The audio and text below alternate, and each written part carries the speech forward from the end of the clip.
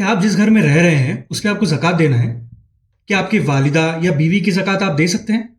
ज़कात असली में देना कब है? ज़कात कैलकुलेट करना बहुत मुश्किल है।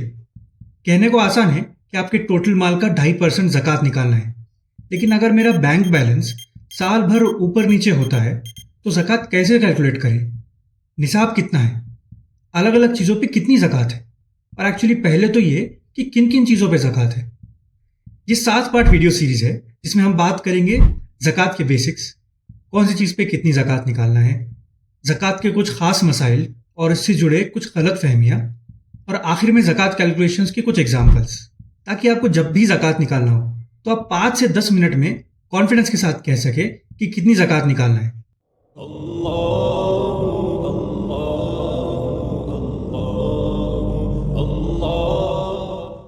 अस्सलाम वालेकुम दोस्तों।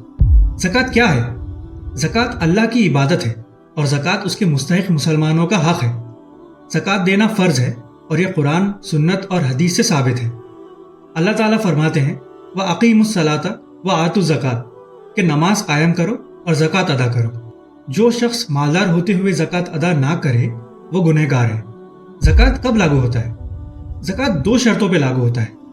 पहला ये कि आपकी मिल्कियत में जो माल है वो निसाब की रकम के उतना या उससे ज़्यादा हो, और दूसरा ये कि आप मालिक होने के बाद उस माल पे 1 साल गुजर जाए।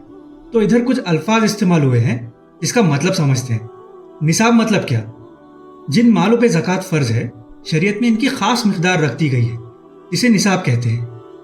20 दिनार सोना या 200 दिरहम चांदी ये निसाब की मिक़दार है। ग्राम में कन्वर्ट किया जाए तो 85 ग्राम प्योर सोना और 595 ग्राम प्योर चांदी। आज की तारीख में 85 ग्राम प्योर सोने की कीमत 5,20,000 रुपये है और 595 ग्राम प्योर चांदी की कीमत 44,000 रुपये है। क्योंकि ज़कात गरीब का हक़ है, उलमाओं का मानना है कि दोनों में से कम अमाउंट को निसाब कहेंगे। तो आज की तारीख में निसाब का अमाउंट 44,000 रुपये होगा। अगर आपकी मिल्कियत में इतना या इससे ज़्यादा रकम है जिस पर 1 साल गुजर गया हो तो आप पर ज़कात फ़र्ज़ है। 1 साल मतलब इंग्लिश या ग्रेगोरियन कैलेंडर का साल नहीं, बल्कि हिजरी या क़मरी साल, जिसमें 354 या 355 दिन होते हैं। जिस तारीख को 1 साल होता है उसी तारीख को ज़कात की अदायगी फ़र्ज़ हो जाती है। ज़कात की अदायगी के लिए शरीयत में रमज़ान का महीना मुतय्यन नहीं है, बल्कि हर शख्स के लिए ज़कात का महीना और तारीख अलग अलग है। ज़कात कितनी निकालना है? आपके माल के 10वें हिस्से का चौथा हिस्सा, मतलब आपके माल का 2.5% अमाउंट। ज़कात सिर्फ निसाब के ऊपर वाले माल पे नहीं, बल्कि टोटल अमाउंट पे निकालना है। अगर मैंने 1 साल पहले 1 तोला सोना लिया था 50,000 के भाव में और आज उसकी कीमत 60,000 है, तो ज़कात कैलकुलेट करने के लिए कौन सी वैल्यू का इस्तेमाल करेंगे? आप जिस दिन ज़कात निकाल रहे हैं उस दिन की वैल्यू पे ज़कात निकालना है।